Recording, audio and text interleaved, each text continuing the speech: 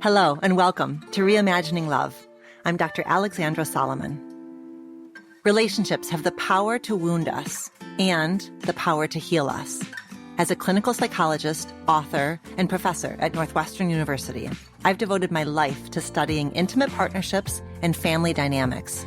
On Reimagining Love, I'm here to translate complex clinical topics into tools and takeaways that you can use in your relationships today. If you're ready to develop relational self-awareness and create vibrant and loving relationships with the people who matter most to you, you've come to the right place. I'm so glad that you're here.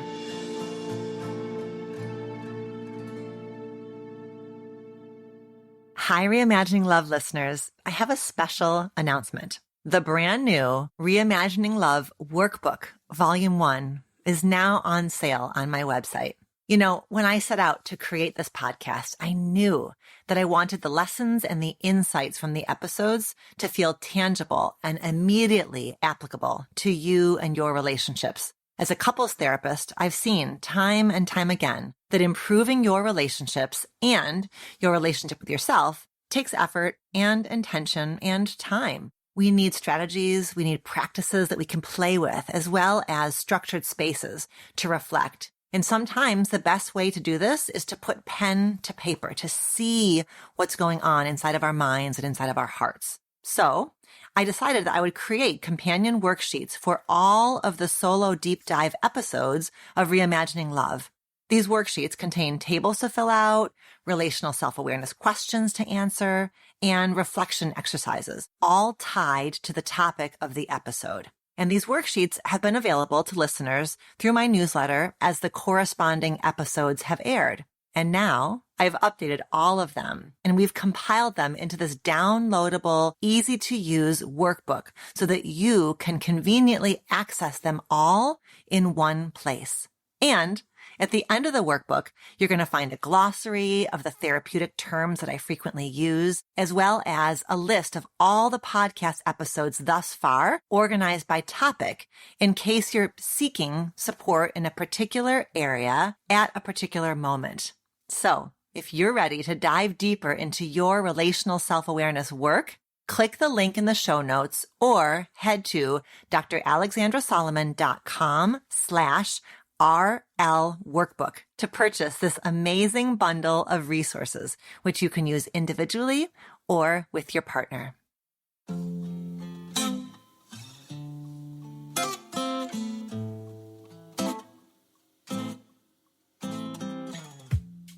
Hi there, and welcome back to Reimagining Love. As you surely have noticed, work-life balance is such a hot topic these days, especially as it pertains to working parents and family life.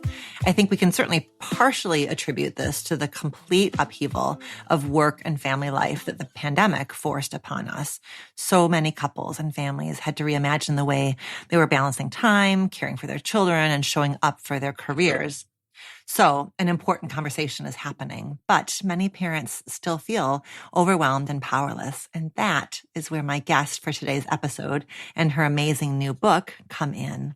Dr. Yael Schonbrun is a clinical psychologist specializing in treating relationships.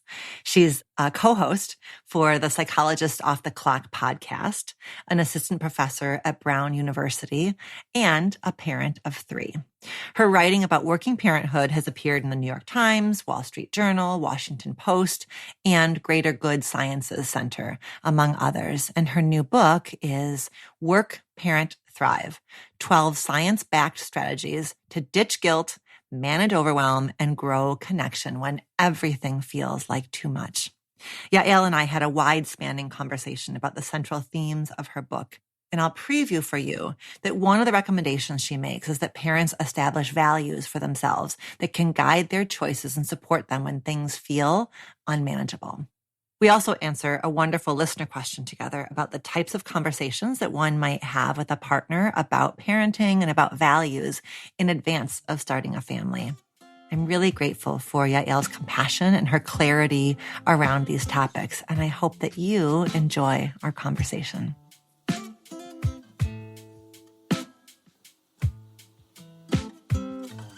Hi, Dr. Yael. How are you doing? I'm great. I'm so glad to be speaking with you, Dr. Solomon, and I'm a huge fan of your podcast. Thank you for having me on.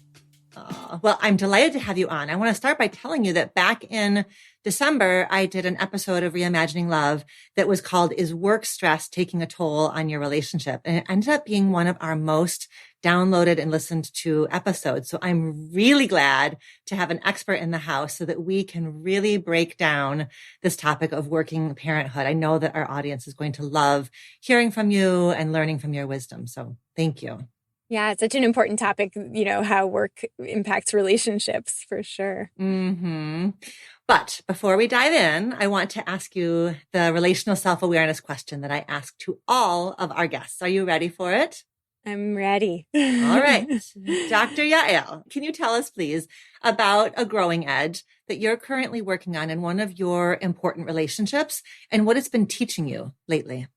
So this is not very novel, but I am working on being a better listener, which is an ironic thing to work on because I'm a professional therapist. In other words, kind of a professional listener, but listening in my personal relationships is hard, right? It's hard for me to turn fully on as listener with my partner and sometimes even with my kids because I get distracted and I'm busy with so many things and my to-do list, captures my attention.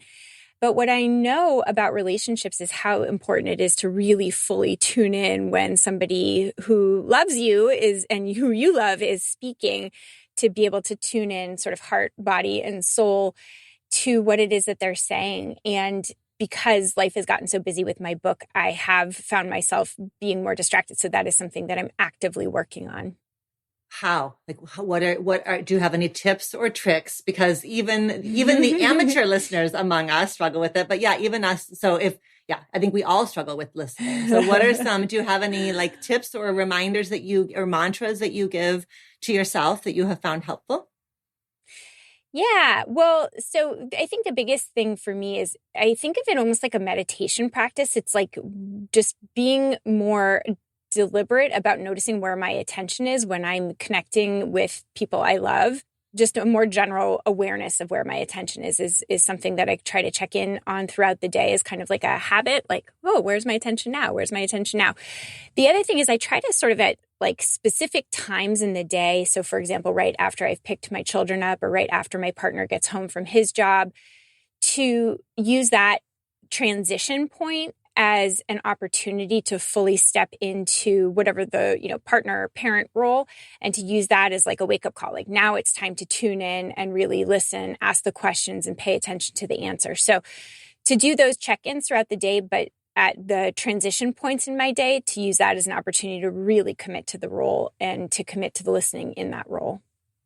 Super practical, super specific, and really easy to miss, right? I know all the moments where I haven't done that, when my kids were younger, I would pick them up from school, especially when I was writing my first book, because it's so immersive. So I had been immersed in my own thoughts for so long, and I would pick them up from school and realize halfway home, oh my God, I haven't even heard what they've said because I'm still inside of my book. So I love that you are letting us know it's pretty simple, right? Because it's just an intentional shift of attention. Absolutely. And I am totally the same. Book writing or other immersive work tasks are really hard to step out of. And the awareness of how hard it is can help you to be more deliberate about doing that transition. The other thing I'll just share, and this is maybe a funny thing to do, but I give my kids full permission to catch me when I'm not paying attention. And I let them know, I'm really, totally consumed by work right now. And I want to be present when I'm around you. So if you feel like I'm not paying good attention, just let me know. And it's not your responsibility, it's mine. But if you notice it, because I somehow missed my own cue, just let me know and I'll make a promise to try my best to come back into the moment. And so they're really cute. We do it around my technology. Like I say, I don't really want to be on my phone when I'm around you guys, especially right when you come home. So if you notice me with my phone in my hands, feel free to call me out, like mom's, not following her own rules. And they delight in it. Oh, I'm sure they get to bust mom. I love that. Totally. I love that modeling also for the fact that your relationship with your kids is a relationship. It goes both directions. So you can be both the authority figure and the safe place for them to land, and somebody who's available for them to speak up to and call in, as we say, not call out, but call in. Absolutely. And I do think that as parents, we need to begin to really see our relationships as bidirectional. And, we are the parents, we're not just the friends. So it's not like totally even in terms of a hierarchy, but our kids can teach us too.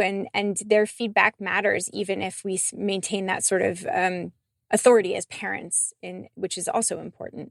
Yes, absolutely. Absolutely. Okay. Well, transitioning us to our topic of the day, which is working parenthood. So keeping these little people in mind, let's talk about what it means to be a working parent. And you have written this book that is so thoughtful. It's so thorough. It's so practical. There's so much good wisdom in it that I'm really excited to tease apart with you. But I thought I would start by, I think there's some really important context to put right up top of this conversation. And a lot of it is what you name right in the opening of your book. So I want to go through these 6 kind of framing elements for our listener. I want to say up top that we're not elevating parenthood above those who do not become or cannot become parents. That's the first one. The second one is we're not elevating working parenthood above stay-at-home parenthood. That's what's the second one. The third one I was thinking about is that working parenthood with a partner is not the same as working parenthood as a single parent. And then that working at a job that feels like a calling is not the same as working at a job that is purely there to pay the bills. And that race and gender and sexuality shape the experience of both parenthood and work. And that the strategies that you are talking about, that you are really inviting us into, are these psychological strategies. And they exist right alongside the need for those bigger systemic shifts about policy and pay equity and all of that. So that's kind of the big frame here, right? Tell me which of those stand out to you? Which of those do you want to kind of pick up on? I know they're going to be with us throughout the conversation, but I wanted to put them out there up top because I know this is a tender topic for people to think about who they are as working parents, and it can kind of, create some vulnerability. Absolutely. And I think you're pointing out one of in a sense, it's like the fatal flaw of the book, because I'm talking about the psychology of working parenthood. And yet we work and parent in a larger social context, in a larger system that has certain inequities. And so we can't just talk about the psychology without talking about the context within which we live. And the other part too is that, as you're saying, if we're talking about some of the gifts of working parenthood, it can almost sound like we're saying that's, the only way to get these particular gifts. And I do talk about certain gifts of working parenthood that I think are really valuable. But what I'm pretty careful to say too is that many of these gifts can be accessed in other ways. It's just that if you are somebody who is inhabiting multiple demanding roles, there are certain ways that you can access greater happiness or stress management or creativity that are unique to being, tugged between roles in particular ways. That doesn't mean that you can't access it if you're inhabiting different kinds of roles or fewer roles or more roles. It's just that we can use social science in this particular framing, if you're inhabiting both work and parenthood, to access gifts in particular ways. So I think that I love the framing that you're giving, because it really does suggest that everything that we talk about is in context, and that it's not like this is the one right way to do anything. There's lots of right ways to do all of our roles. And there's lots of really valuable ways to use social science and clinical psychology to do them more skillfully and more happily too. Yeah, I think it's my favorite part of your book is that you took the courageous path of saying, yes, there are massive, especially here in the US, there are massive systemic issues. And we are going to also tighten up the lens and talk about the role of psychology and what you as an individual can do within your life today, as you say it, while we wait for the larger changes to happen. We don't have to just kind of twiddle our thumbs and be miserable. There are things that we can do in our lives today, even as we know darn well that bigger change has to happen. There's so much, you're calling it a fatal flaw. I think it's like the secret sauce of this book is that you're just courageous and letting both those things be true. So you've been working as an academic and a clinician. Why this book? Why did you decide to focus on this topic? Because I became a working parent and realized that what I anticipated to be true that it would be hard was like even more hard than I ever anticipated. So I was actually in a really privileged position when I became a working parent. I had a job that I loved in academia. I have a supportive partner. I had a healthy pregnancy. And I was really excited and fell in love immediately with my baby. So like all good things. And then when I went back to work, it was this shock to the system. I would be crying on my commute into work and feeling super depressed all day while I was working on my academic writing, thinking that my son was being taken care of by virtual strangers. And then I'd be home at night with my son and feeling so ashamed of myself for not doing work because all my colleagues were going to lap me. And it became this sort of like battle with myself, like, what am I doing? And why am I so unhappy when I have all the things that I wanted, that I worked so hard to get to, and I'm in such a privileged position. And so I started reading everything that I could get my hands on, because that's what nerdy people like me do. And most of what I found in the bookstore and the libraries was, the systems aren't supporting us, or you need to be more efficient with your time. And for me, it didn't really help me to figure out, like, what am I going to do with this unhappiness that I'm feeling saddled with?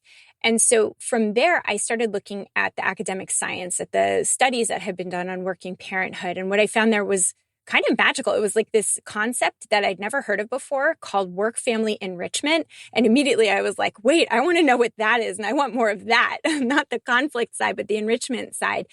And basically what work-family enrichment is this construct that basically says that our roles help each other out in particular ways. And so I started really diving into the academic literature about creativity and rest and happiness and stress. And I found all these really neat ways that tension between demanding roles can actually serve us well and serve the roles well. And so that was sort of the birth of this book, that I really wanted to write something that was optimistic, that didn't require us to wait until the system is better, but instead energized us so that we can push harder for a better system, and all the while enjoy what we're doing a little bit more, find a little bit more skill, a little bit more happiness, a little bit more hope as we're waiting and pushing for the systems around us to catch up for what we really do deserve in terms of support. Absolutely. Absolutely. The way that you're framing these tools that we're going to bring to our work-life enrichment, our work-life synergy, are framed in the therapy approach that you practice, which is acceptance and commitment therapy. Can you tell us a little bit more about that approach to therapy and what it is that you love about it? Oh gosh, I love acceptance and commitment therapy. I geek out about it. So it's a treatment, it's an evidence-backed treatment that is inspired by a lot of Eastern philosophy. So that's sort of the acceptance piece of it, which I think is very beautiful. So there's components of mindfulness and acceptance and recognition of our thought patterns and the recognition of how natural they are. And then there's these more change-oriented processes that have to do with learning how to recognize and step back from our thoughts, learning how to clarify our values and what we want to stand for, and learning to connect to what we call committed action, to practices and habits that are more in line with our values, even when we're feeling uncomfortable thoughts or having uncomfortable feelings, or our minds are generating stories that feel really distressing. So it's this combination of acceptance components and change components. And the part that I probably like the most is this idea of really getting clear on what we want to stand for moment to moment. And all of these core processes also converge on this underlying theme of something that psychologists call psychological flexibility. So it's the ability to persist, to keep going, or to desist, to stop doing a behavior in whatever way is consistent with our values and also what's happening inside of us and outside of us. So it's sort of, it sort of encompasses, like, do we decide to grit or do we decide to quit based on what we want to stand for and based on what's going on and whatever role that we're participating in. And I think it's such a great model for working parenthood, because we're often on the hook for, changing what's the priority and changing where our focus is and changing how we do whatever it is that we're doing, either because we're changing roles or because our children are entering new developmental phases or because our work demands something new of us. And so being able to be clear on what you want to stand for, even as the scenery around you is kind of ever evolving, is a really important thing to be able to do. I love that reminder that the answer isn't grit or quit. Grit or quit. Yeah. Right. There's not one or the other. It was making, as I was reading your book, I was thinking about this memory, this like one of these like alarm clock wake up moments that I had when our daughter, our youngest maybe she was 2, and I was getting ready to leave the house for a day of clinical work, and I was putting on my makeup, and she was in the bathroom with me. And I was so irritated with her. I was wanting her to stop whatever, talking or asking me to look at what she was looking at. And I was so irritated with her. And the light bulb or the alarm clock moment for me was like, I can't keep doing this. Like, this is not who I want to be as a mom. And now this was privilege, right? I had the privilege to be able to pivot, but it was in that moment that I knew I had to pause my clinical work, at least for a time. And that is, so I say that with all the awareness that was a privileged choice to make, but it was one of those moments where I wasn't showing up in a repeated ongoing way as the mom I really wanted to be. And so that was my call to action. Do you find that that's in your conversations about this? Do you find that it tends to be a moment like that, a growing awareness when there needs to be some kind of a pivot? What do you think? Yeah, I think there are these light bulb moments that each of us have. And sometimes it's more of a slower evolution. For me, it was probably a combination that I ended up pulling a little bit back from the more academic side of my work because I realized that it was quite inflexible and didn't allow me. But same as you, I had a lot of privilege in that. But what I will also say is, and I talk about this in my book, that whether we adopt a change approach or an acceptance approach has a lot to do with our circumstances, but neither is bad. Like if you didn't have the capacity to pause in your clinical work, or I didn't have the capacity to pause and to draw back a bit in my academic endeavors, that we probably could have made a choice to accept certain parts and change other parts that were available to us. And so I think it's that combination of acceptance and change and figuring out, where's the wiggle room? What can I change? And then what do I need to learn how to tolerate from a more value-oriented perspective? And one of the books that I cite often is called Man's Search for Meaning by Viktor Frankl. And he talks about how we always have an opportunity for change, even if it's just change in our attitude. And he wrote about his experience in the concentration camps. There wasn't a lot of opportunity to, make agentic decisions. Like, he was going to be murdered if he chose not to do what the SS guards told him to do. But he could choose his attitude, and he could choose to make meaning in the small moments of connection with his fellow inmates. That does not mean that being in a concentration camp is okay. But what it does mean is we each have the capacity to find the wiggle room for change and ways to accept, to make meaning of what is really painful to bear. Yeah, that idea of where is the wiggle room? Like, what is the little difference that can make a difference? You mentioned a couple of times now the idea of values. And in fact, when you go through, so the heart of your book is moving through these 12 strategies that you've got organized as strategies from the head, from the feet, and from the heart. That's how your book is organized. But your very first strategy right out the gate is about figuring out how we can take a values-based approach. And you ask us to sit with the question, what kind of a working parent would I like to stand for through the messy and sometimes painful parts of working family life? How does someone start the work of beginning to identify their values? Yeah, so if it's okay, I'll just first kind of take a step back and define what values even are. And one of the ways that I like to define it is sort of how they're different than goals. So if you think about a journey, like going to the top of a mountain, the goal would be to get to the top of the mountain. And values are the description, a quality of action. So it's how you take the journey. So we don't always have full control over whether or not we get to the top of the mountain because a blizzard could come up or we could twist our ankles. But we have more control over how we take the journey step by step, moment to moment. And values describe how we're taking the journey. So it would be, for example, if I was going up the mountain, I might decide that I want to take it mindfully and slowly and really be aware of my surroundings. Or I might want to get a good workout and really push myself up the mountain. If I'm with a friend, I could decide to be quiet and feel that connection in silence. Or we could chat and catch up. And so values would be the description of how I'm taking the journey. And I might switch the value depending on what's going on around us. Again, if, weather comes up or if we run out of water, we might decide to switch our value from getting a workout to going back down and getting hydration and doing self-care. So values again, describe a quality of action. And we can think about that in the context of working parenthood in terms of exactly as you frame the question, what is it that we want to stand for? And one of my favorite ways to clarify values is to do this forward-looking exercise where you travel forward 30 years and imagine your older self looking back on your current self and ask yourself, what ways of being would make you most proud? What is it that you think you would most want to stand for during this difficult patch of life or during this exciting patch of life? It doesn't have to be difficult. And it might be, for example, as you were giving the anecdote of recognizing that you weren't able to be very present when you were doing so much clinical work, it might be that I want to be more present.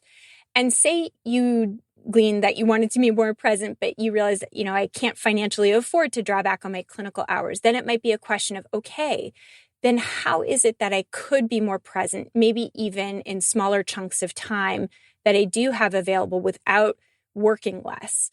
So, that question of values doesn't have to be enacted in a particular way. So if you do decide, I want to have more energy, but I can't work less, then the question might really be, then what else can I cut back on? Or can I find pockets of the day where I do have more energy and dedicate it in a more deliberate way to the people who are getting shortchanged right now? So those kinds of questions are clarifying. And depending on how your life looks, you can sort of actively look for that wiggle room and then choose a committed action wherever that wiggle room is. Or it might be, nothing can change, but my attitude can change. And so I can find a way to show up in a more joyous way, even if I'm not feeling particularly joyous. And that's sort of one of the really interesting things about acceptance and commitment therapy is that we're very careful to say our values and how we show up don't need to match our emotions or even our thoughts.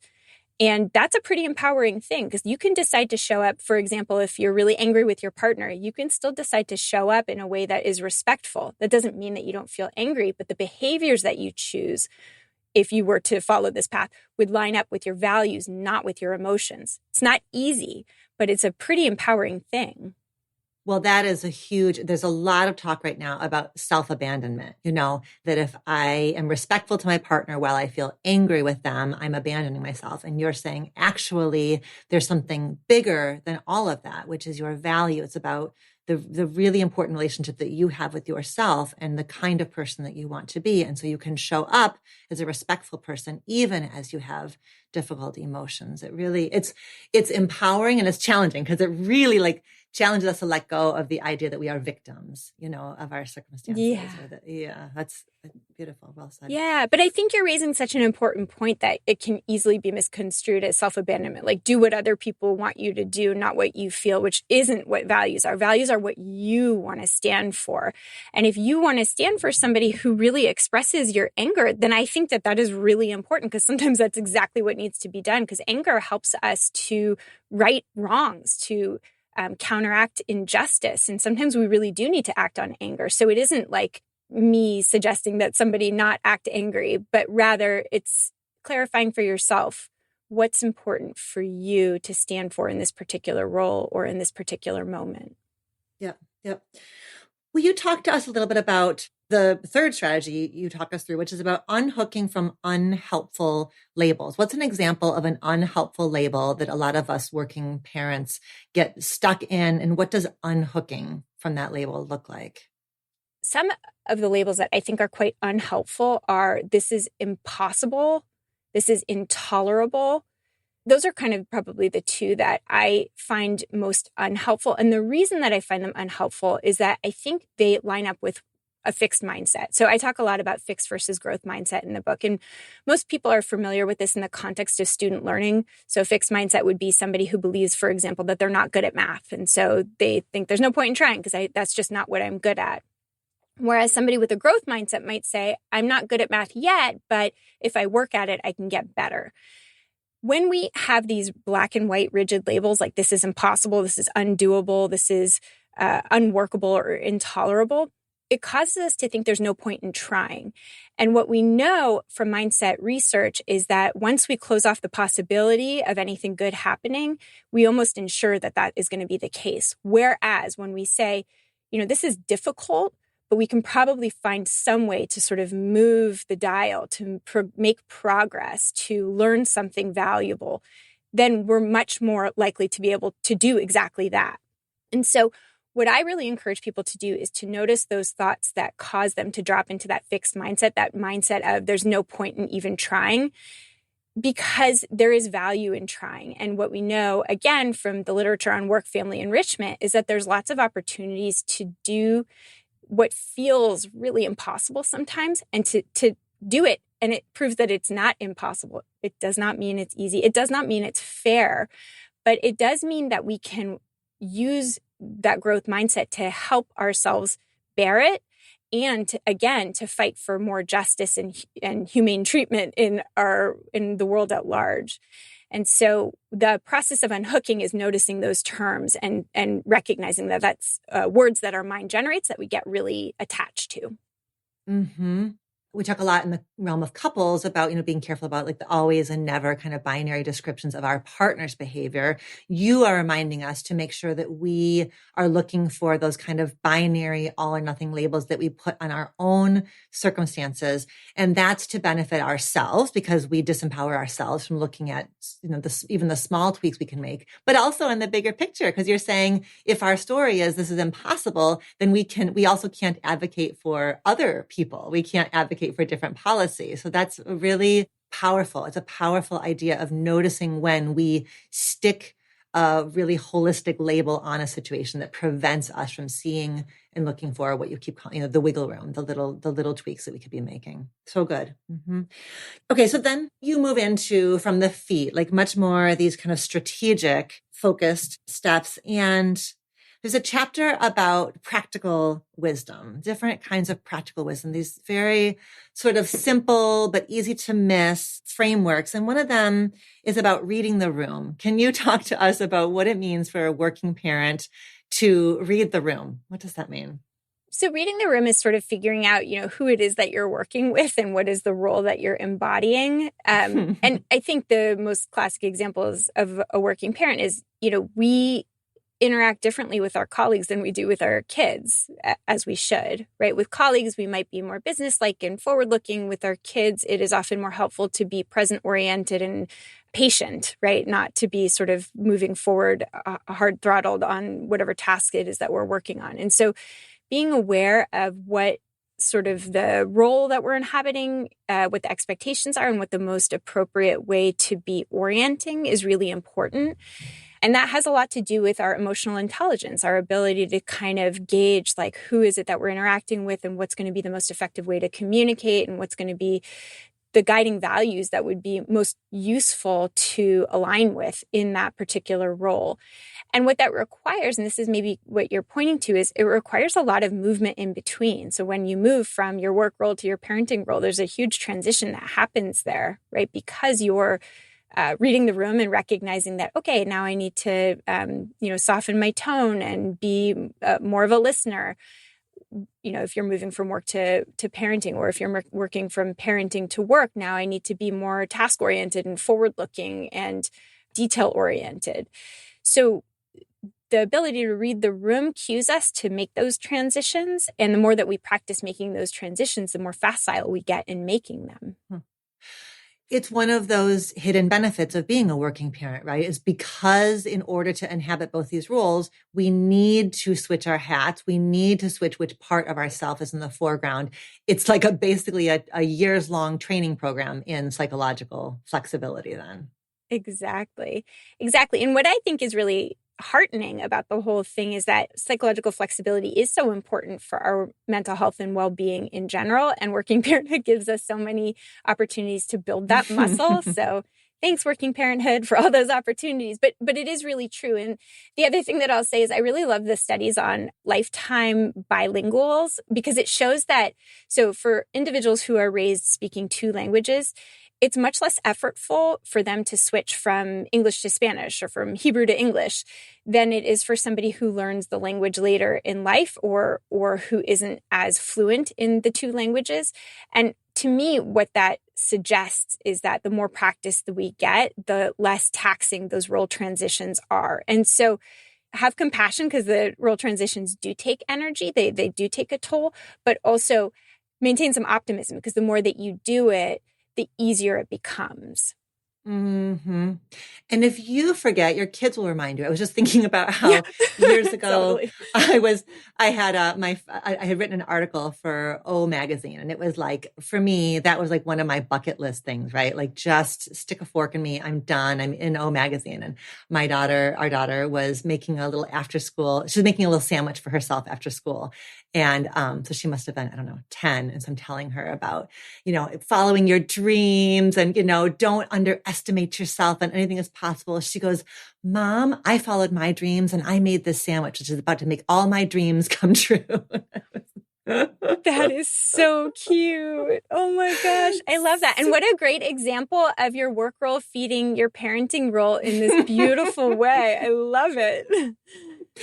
And keeping it right. And like keeping perspective on all of it, right? The things that I love that sometimes our kids will understand our career victories or our high points. And sometimes our kids don't even care. And that also keeps it in perspective, right? Oh yeah. There's nothing like a kid to help keep perspective about you. Your stuff is much less important than you think. Your kid will remind you that. Right. Okay, so I want to move on to talking about turning constraints into creativity, like how having constraints, the inevitable constraints of working parenthood can actually, you argue, spark creativity, right? Having role incompatibilities, having forced time away from roles can help us be more creative. That seems paradoxical. Can you help us understand that? Yeah, I think this book is full of counterintuitive findings, and this is one of my favorites. And I tell the story of this neuroscientist who is actually a friend of mine that I grew up with, who was always the hardest working human I've ever encountered. Like, even in high school, she would pull all-nighters. And so it was no surprise that when she was in college, she was part of this research team that found this new kind of eye receptor that detected circadian rhythms. She was like 19 at the time and getting published in Nature, and got a faculty position at one of the most prestigious universities, working weekends, nights, but that was just how she did it. And she was very, very creative. She's actually an artist in her background. But then she became a parent, and she fell apart a little bit. She described to me, I had a bit of an identity crisis where everything kind of came crashing to the ground because the way that she understood who she was as a worker and as a creative individual couldn't be that way anymore if she was going to participate in a meaningful way as she wanted to in parenting. And so she had to really rework her relationship with her creativity. And what she found, and this is what the science really highlights, is that forced breaks when we're working on a hard driving problem are actually quite beneficial. And one of the examples is the eureka effect. So many of us are familiar with the Archimedes principle. Like, he was in the bathtub when he recognized the principle of buoyancy. He wasn't working, but it was sort of in the back of his mind. And most of us have had something similar. It's like you have a fight with your partner, and 2 hours later when you're in the shower, you think of the perfect comeback. Oh, why didn't I think of it at the time? Well, the reason is because when we step away from conscious focus on a problem, that's when these really creative processes occur in our subconscious mind, in our default mode network. And this is a part of our brain that only turns on when our mind is not actively focused. And so being pressed to step away from a difficult problem is an opportunity to engage those creative processes, the creative ways that our brains can think outside of conscious awareness to great benefit. And there's really interesting tools that we can use that really capitalize and optimize those processes. So, for example, some research shows that if you switch the kind of task that you're working on when you step away, so in these studies, you start with a verbal task and you go to a spatial task. And then when you return to the verbal task, you have greater creativity then, compared to if you went from a verbal task to mind wandering during a different verbal task and came back to the primary verbal task. So doing different kinds of activities when you step away from the primary problem that you've been working on is really good. And that's why I think working parenthood offers this really cool opportunity, because if you're at work and then you have to go parent, it's a really different kind of activity that you're doing. And that is exactly when you can get very creative about your work task. And this is my friend, the neuroscientist, finds this all the time, that when she's, needs to go pick her kids up from work, and then in the evening she's playing with them, that's when the creative realization will hit her. She's like, playing on the floor with them, and she'll have this insight. And so that's, one of the ways that we can activate creative thinking when we have multiple demanding roles. The other thing that I think is quite useful to think about is using our incompatible roles to get fresh perspective. There's this sort of Proustian quote, the voyage of discovery lies not in finding new landscapes, but in having new eyes. And so using time with our kids to get a fresh perspective, or time at work to get a fresh perspective on parenting dilemmas, can be incredibly valuable. And so it's counterintuitive, because we think, oh, if I just work harder and don't give up, then I'll come up with a creative idea. That is one pathway, but another pathway is to actively and very deliberately and fully step away. Oh, so cool. I love psychology. I love the bridges you're making between psychological truths and how we put them into action. Okay, I want to ask you to talk about one more of your strategies, and then I want to move on to our listener question. So I love this one also. You encourage us to remember to subtract, and you would like us to generate a stop doing list that goes right alongside our to-do list. So tell us what a stop doing list is, and what's on your stop doing list?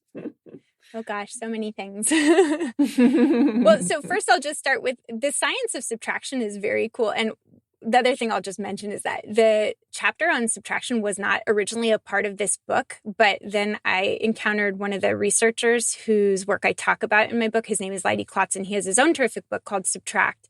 And once I got to know the science, I was like, I need to put this in, because what the science roundly shows is that we as humans, our brains are wired for acquiring. We're really good when we are confronted with a problem with thinking of additive solutions, like, oh, my closet is really full, I'll get a new container, right? Or my schedule is really full, I'll hire a driver. Like, we just automatically go to what should we do more of so that we can solve the problem? And what we do very poorly is think about what we can take off our plates, what we can remove from our overly stuffed closets and schedules.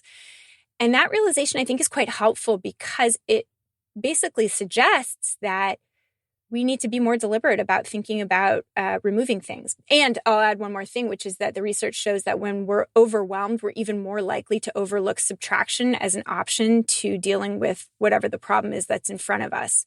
And so I always think about this as like the Target effect. Like, when I'm rushing through the aisles of Target is always when I end up with all this stuff that I do not need, and now I have to figure out a place for it, or now I have to take an extra trip to Target to return it all. And recognizing that impulse, that tendency, that very human tendency, helps us to be more deliberate. And so the stop doing list is something that Leidy Klotz talks about in his book, and I think it's really terrific. And what I like adding to it is to clarify your values and to really think about, for example, if you look at your week's calendar, to think about the various activities and how well they line up with what's most important to you and what you want to stand for as a parent and what you want to stand for as a worker. And if there are items on there that are not in line with your value, put them on the stop doing list and try to figure out either how to cross them off entirely or how to limit the amount of time that they take in your week. And in terms of things that I want to stop doing or do less of, it's mindless scrolling. Right? When I'm really tired, I find myself doing a lot of mindless scrolling or checking email, which seems not mindless, but like I check it way too much. But it's one of those things that I do when I don't have any energy to do something productive. But what would be more useful is to sit quietly and just be. Rest. And not sort of numb out in front of, a screen. Yeah. Okay. Can we do this listener question, please, before I let you go? Yeah, sure. Okay. So we got a question in from Chantal, who is writing in from Vancouver. And what she's saying is she's asking us, what are the having/raising children topics that should be discussed prior to marriage beyond the normal how many and when? Are there areas you typically see couples run into as potential deal breakers or difficult to reconcile that could have led to a different decision to pursue family together in the first place? And how do you recommend balancing these topics with the inevitable tons of considerations and situations that come along with having children? There's no way to plan for all of it. And she says, thanks for any insight. So, Yael, what do you think? What stands out to you? Yeah, well, it's such a great question. It's such a big question.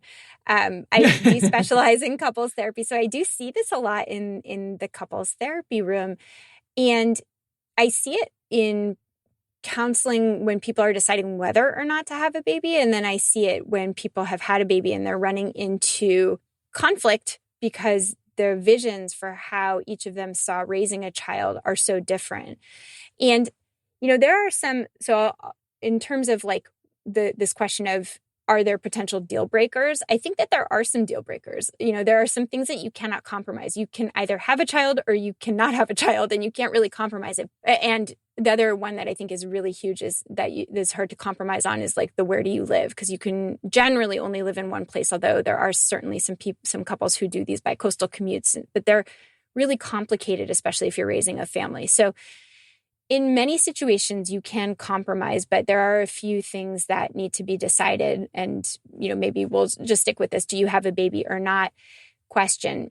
That is, one that I think is important to discuss before you make any kind of a long-term commitment is, how you see family life looking for the long-term of a committed relationship and what you each prefer, and to recognize that you might want different things. So that's important to discuss. Mm-hmm.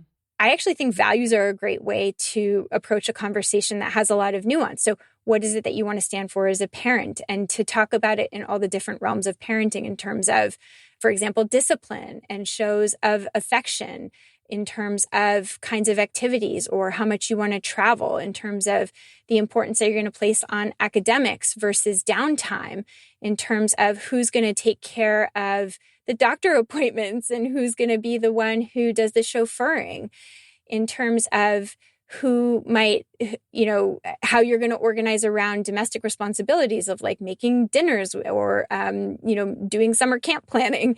These are the kinds of things that are really helpful to have at least a sense of. And I think psychological flexibility is so important because what you plan for might turn out differently because there's always a lot of unanticipated twists and turns in everybody's life, and you don't exactly know what your kid is going to want or not want, or how they'll be, or what course your professional lives are going to take. But really getting curious together about what you want to stand for as parents, as co-parents, and as partners. Another area of value that I think is important to discuss before having kids is how you want to take care of your marriage, because once children arrive, they take up a lot of the energy that used to be pretty easy to send to a relationship. So how do you want to continue to take care of your marriage when there is less free resources to direct to it, I think is also a really important thing to talk about. So it's sort of helpful to identify specific goals and then get clear on values more generally that can help guide you through the journey of parenting. You've given a really good list that really does answer the question. Like what are the questions beyond when and how many? And you just have painted a really solid picture of what those questions might look like. I love the idea of talking together. I could just picture this couple, Chantal and her potential partner, talking together about like, who are your parenting role models? Like, kind of talking about like, who do you love their parenting style and approach and why? Like, what do you love about that? What do you see about yourself or me in that model? I love the idea, of course, about talking about, family of origin, the family systems that we grew up in. I love a conversation that's like, what did you love about how your parents navigated parenthood and what did you struggle with? So looking at kind of their model, their model, their approach. What do you admire about it? What do you want to transform from it? These are all really good starting points. This question was making me think about my dissertation research back, many, many years ago at this point, where I was studying how couples make the transition to marriage. And they were qualitative interviews I did with, 20 or 25 heterosexual couples that were relatively newly married. But then I also had them complete a survey. And on the survey, I asked them, like, if and when you have children, what will be your model for, working versus at home? And less than half of the couples had matched models, right? So one had imagined, very often one was imagining one partner home full time and one partner working full time, while the other one was imagining both people working. And so what you're saying also about how will the two of you as a system manage these dual tensions of needing to have income brought into the home and needing to have income, turned into the things that families need, the goods and services that families need. And so that conversation is so much a part of creating a parenting vision as well. Yeah, 100%. That's so interesting that you did those qualitative interviews and found a lot of mismatch in what people expected. And that doesn't surprise me. And I don't even think that that's necessarily a problem, but it's such a useful thing to share and to figure out, how do we want to approach that, given that we have different visions, and where's the overlap and where's the wiggle room for each of us in terms of what we're willing to consider. And then again, just recognizing that once kids actually show up, and once your job evolves over time, that your original vision might be an evolving process too. That's right. That quote about if you want to make God laugh, tell her your plans. Yeah, right.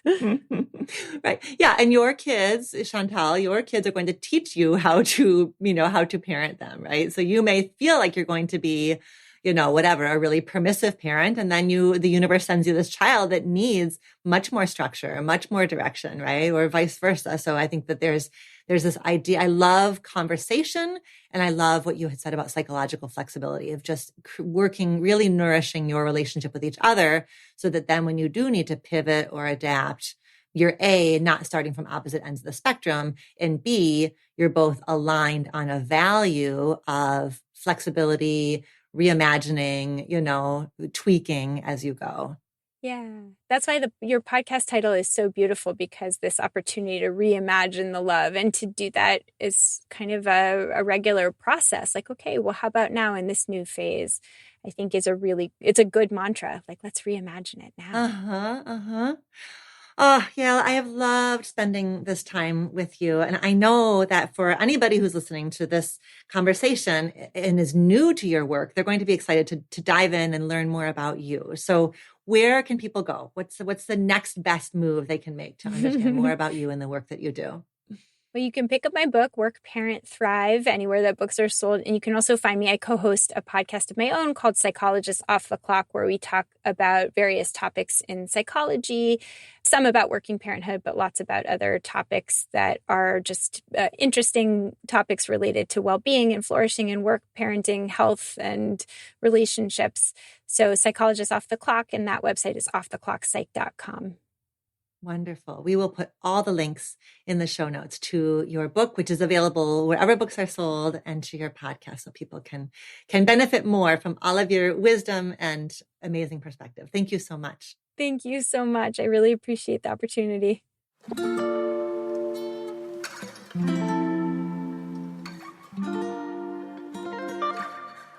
Thank you, Yael, for joining me here on the show to explore these crucial conversations about parenting, family life, and balancing our careers and our personal lives. There are certainly no easy answers when it comes to raising a family and being a parent, but I love Yael's values-based approach. And if her framework spoke to you, I highly recommend you check out her book, Work, Parent, Thrive, 12 Science-Backed Strategies to Ditch Guilt, Manage Overwhelm, and Grow Connection. And you can find that linked in the show notes.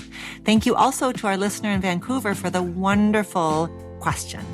Until next time, be well. Thank you for listening to our show. Our producer is Elizabeth Vogt. Our editors are Mary Chan and Katie Pagich of Organized Sound Productions. Our theme music was composed by Slade Warnkin. Reimagining Love is executive produced by me, Dr. Alexandra Solomon. Do you have a relationship question that you want answered on the show? Visit reimagininglove.com to send in a written or audio question. Questions can be about intimate partnerships, family relationships, friendships, you name it. If you're looking for more love and relationship content, you can find me on Instagram at dr.alexandra.solomon. Or visit my website, dralexandrasolomon.com, where you'll find my blog as well as the Intimate Relationships 101 e-course based off of the popular class I teach at Northwestern University. Thank you for listening, and see you next week here on Reimagining Love.